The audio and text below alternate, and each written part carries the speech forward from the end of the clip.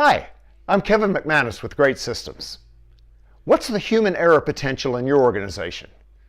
If you look at each work process, how much risk is associated with it?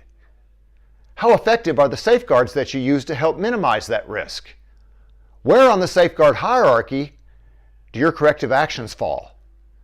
In this video clip, I take a look at each of those thoughts and explore them further.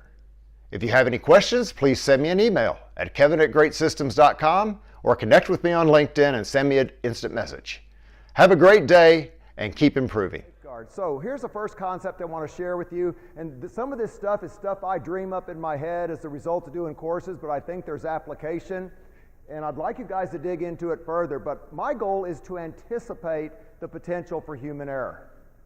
And so I sat down and I said, if I could have a supervisor, and I've been, worked with the frontline guys a lot in my last job as plant manager, I'd say, could we anticipate today what our potential for error is based on the work we're doing, its complexity, our work environment, the team chemistry that exists, and the way the guys work together, and the kind of culture we have.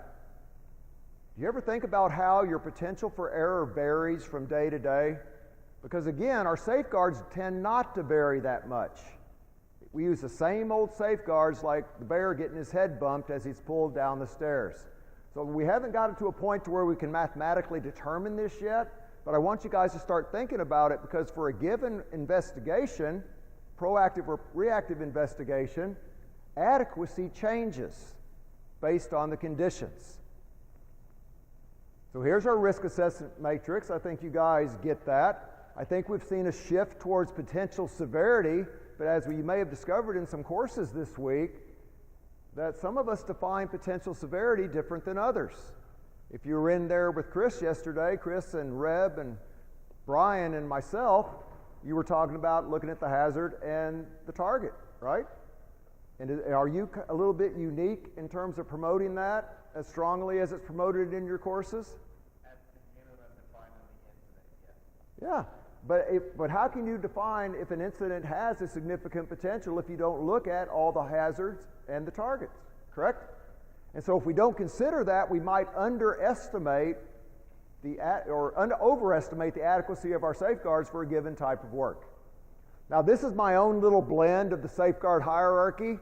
How many of you test your corrective actions against the safeguard hierarchy when you're examining relevance? See, we should all fire our hands up like you guys did when I asked how many of you are certified trainers, because this means they have different strength, different impact.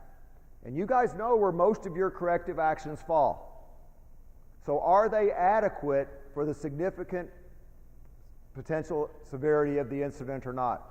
I've seen so many cases where someone almost had something super heavy dropped on them, and all we're going to do is have a safety stand down and reinforce the need to do something right when we have our tailboard meetings. Do you consider that an adequate mix of corrective actions for a significant potential incident? Probably not.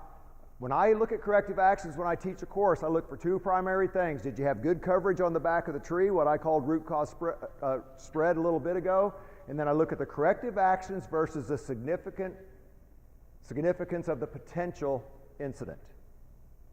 And just in the last 2 weeks of doing courses, I have seen cases where guys could have easily blown themselves up at a refinery or had a very thick cable under tension tied between two rail cars that snapped free, and all they're going to do is modify their policy and review it at the next safety meeting.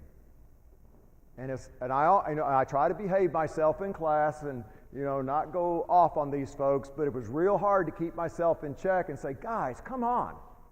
Don't you realize the difference between what you're proposing here and what it's going to do versus what you almost did?